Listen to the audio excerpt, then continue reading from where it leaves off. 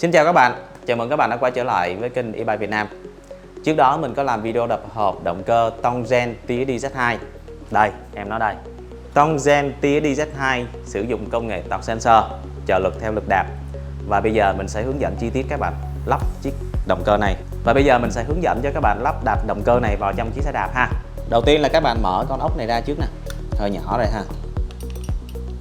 Cái này sử dụng lục giác số 8 nè. Mở nó ra. Cái này là mình mở sẵn hết rồi các bạn, để đỡ mất thời gian. Đó, gỡ con này ra. Rồi tiếp theo mình dùng cái cạo cái giò này ra ha. Đó, vặn sát vô hết luôn. Các bạn vặn sát vô nha, đừng có vặn vài cái ra ngoài á, là khi mình đẩy ngược cái này vô này, nó kéo cái giò này ra là nó sẽ bị hư răng. Đó, đẩy mạnh vô.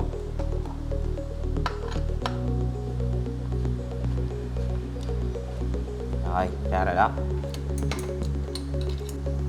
Do là động cơ nó khá là mạnh rồi, cho nên là người ta làm có một dĩa thôi. Vậy nên là mình không xài cái này ha. Không xài cái gạch trên phía trước này ha. Bỏ nó ra luôn.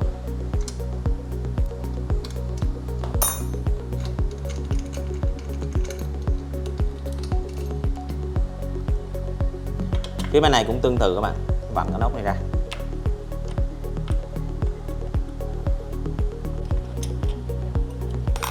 Rồi, cạo nó ra.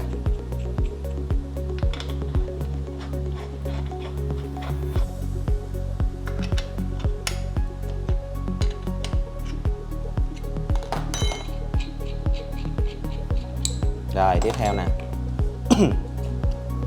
Cái này là người ta gọi là bottom bracket tool.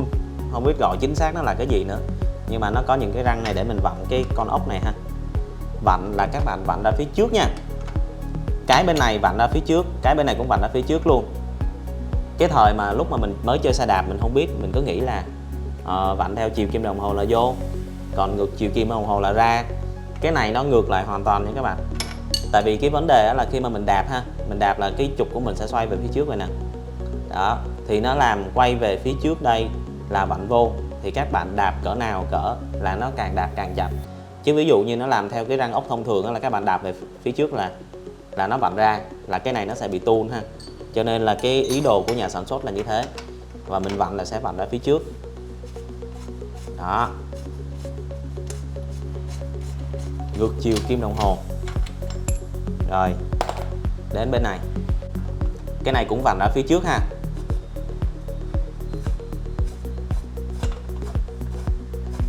Bình thường là cái này các bạn vặn là trời ơi đất hỡi luôn đó. Tại vì cái này nó chịu lực mà, nó siết mạnh lắm.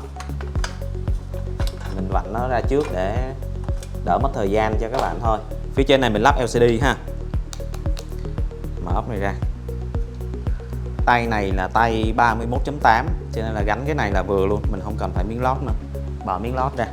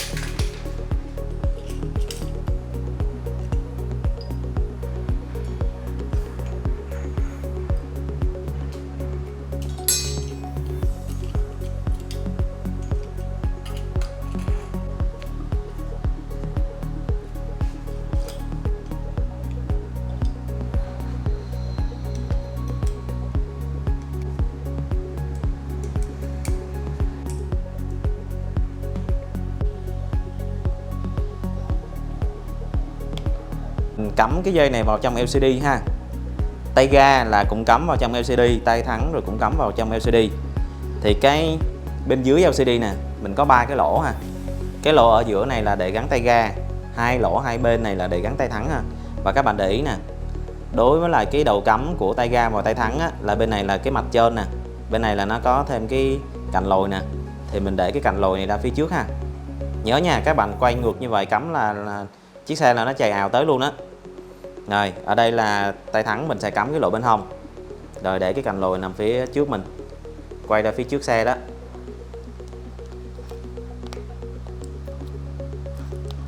Đó, cắm sát vô. Rồi đến tay ga cũng tương tự luôn, nhưng mà tay ga cắm lỗ giữa ha, để ý chỗ này ha. Rồi ok. Dây phím bấm. Đó, các bạn để ý cái mũi tên nè, ở đây có cái mũi tên ha. Rồi ở đây cũng có cái mũi tên nè, hoặc là các bạn có thể xem là cái hình tròn đây là nó bị vát một bên nè, thì cái hình tròn đây nó cũng bị vát một bên, thì các bạn cắm đúng theo cái hướng của nó là ok. Đây là cái dây kết nối bộ nút nhấn vào trong LCD. Đến phần đi dây, phần này là phần cực nhất luôn. Đối với một số khách hàng á, là người ta không thích khoan sườn, thì mình có thể là đi dây ở ngoài, mình quấn ruột gà xong mình lấy dây rút mình cột lên trên sườn như này nè, và người ta không có quan tâm gì đến thẩm mỹ hết. Nhưng mà có một số khách người ta thẩm mỹ cao và người ta muốn cái xe là mặc dù là gắn động cơ đó nhưng mà nó cũng phải thẩm mỹ một chút, nó phải đẹp một chút, cho nên là mình sẽ đi dây âm, và đi dây âm rất là cực, nhưng mà không sao, mình làm được.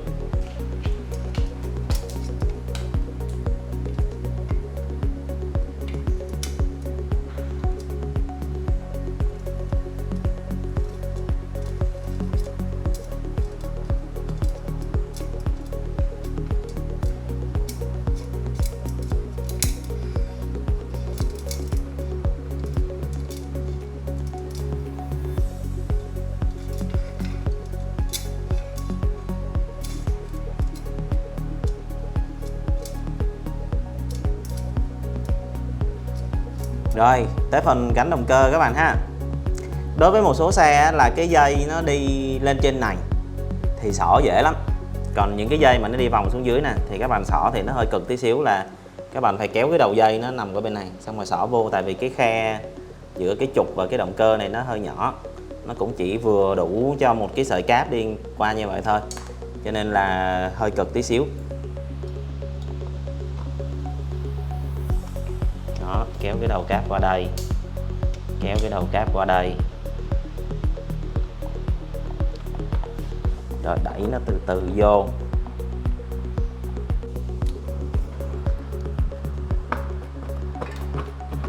Rồi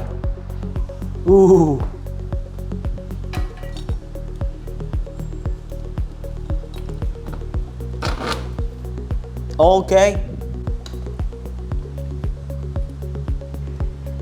xuống một chút, rồi cáp thắng này xuống một chút. Rồi bây giờ mình tới cái phần seat back nè. Đây là cái bát nguyên thủy của Tia DZ2, là nó gắn vào đây và nó ôm lên trên chỗ cái tam giác nhỏ nhỏ đây nè. Nhưng mà cái đặc điểm của con này là nó chạy một thời gian đó, cho nên nó lỏng, là động cơ nó sẽ bị lỏng theo, nó cứ ngóc lên ngóc xuống rồi nè. Cho nên eBay Việt Nam mình nghĩ ra cái trò này, mình cũng làm cái bát y chang như bát của người ta, nhưng mà có thêm cái phần này nó ôm lên trên sườn luôn, là lúc nào nó cũng giữ động cơ cứng ngay một chỗ, rất là hiệu quả nha. Cái bát này các bạn mua trên thị trường là không có đâu, nhưng mà có tin vui là khi các bạn order động cơ Tia DZ2 từ chỗ mình là mình sẽ tặng miễn phí.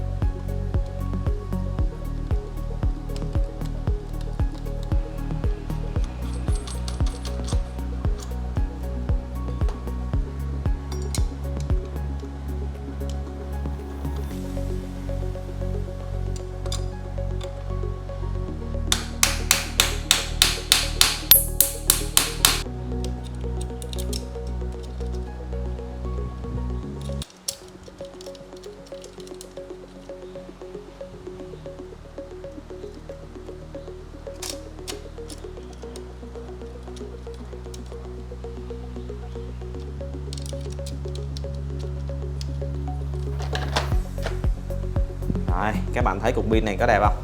Khá là gọn ha. Cục này là có dung lượng là 48V 17,5Ah, pin lithium. Và ở đây hay một cái là cái dòng pin này nó thiết kế dành riêng cho những cái xe mà kiểu như biến từ xe đạp thường thành xe đạp điện á, nó có sẵn hai cái lỗ ốc để bắt bình nước á, thì người ta làm sẵn cái đế để mình bắt lên. Và các bạn thấy nè, cái việc lấy ra và gắn vô rất là nhẹ nhàng. Ở đây mình làm thêm hai lỗ nữa để cho nó thành 4 con ốc cho nó cứng cáp. Đó. Rồi giờ thử mở nguồn lên coi. Đối với cục pin 17,5Ah 48V này, đi kèm với động cơ Tongzen TDZ2 500W thì một lần sạc đầy, nếu như mà các bạn để trợ lực đạp nha, trong này nó có 4 mức thì các bạn để chừng mức 2 á, là các bạn đạp ít nhất là 150 cây. Còn nếu như mà kéo ga thì nó khoảng chừng 7-80 thôi à.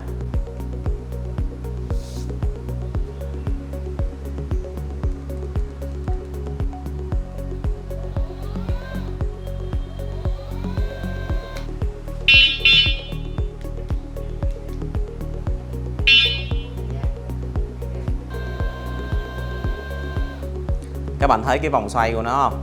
Giống như là trong lúc cái video mà mở hộp mình có nói về xe này khá là hiền. Tại vì nó sử dụng công nghệ trợ lực theo lực đạp á, mình đạp nó mới trợ lực.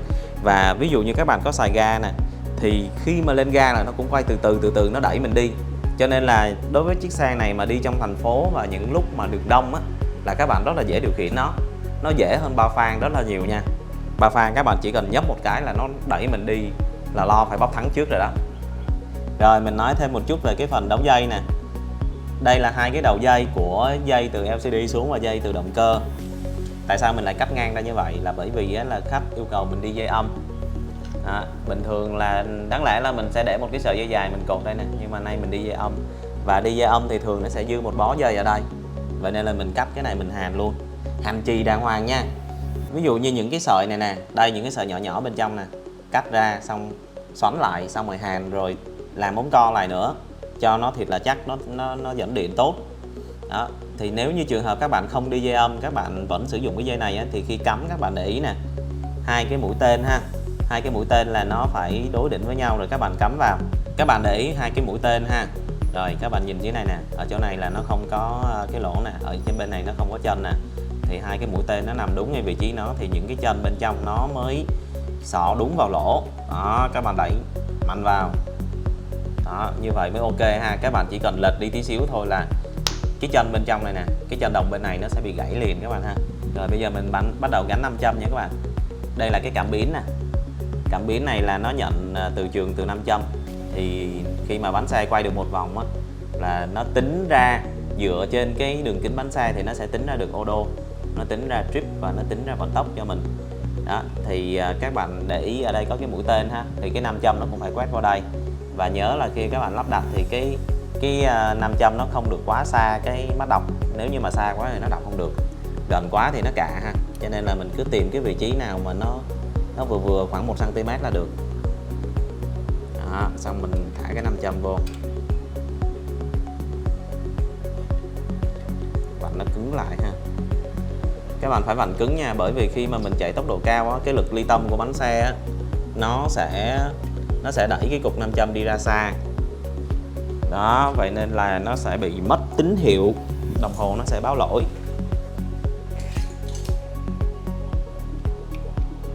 Cũng được.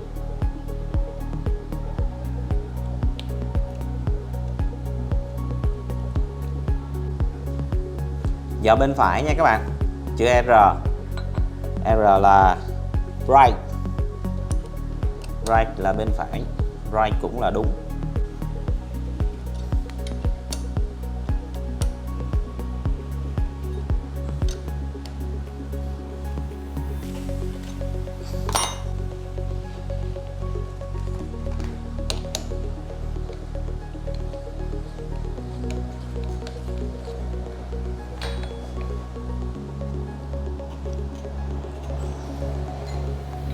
Rồi, qua đây.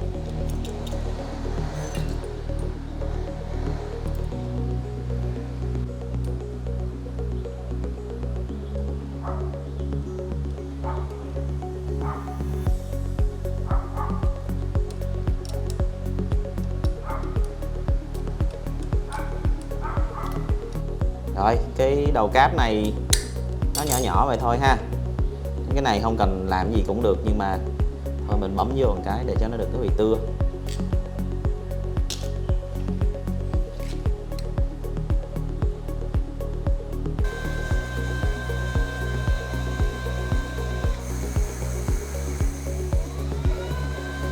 Em ấy thật hiền dịu, mà thường mình nghe mấy người tên Hiền á là không hiền.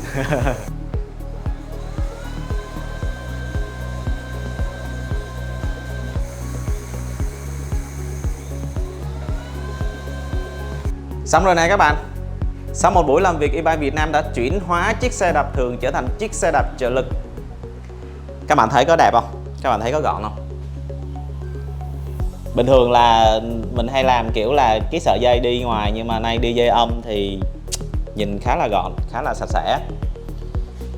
Có cái này nữa nè. Khi mà các bạn mang xe của các bạn tới e-bike Việt Nam để gắn động cơ và gắn pin đó, thì mình sẽ dành tặng cho các bạn cái gói kiểm tra xe, tra dầu mỡ miễn phí luôn.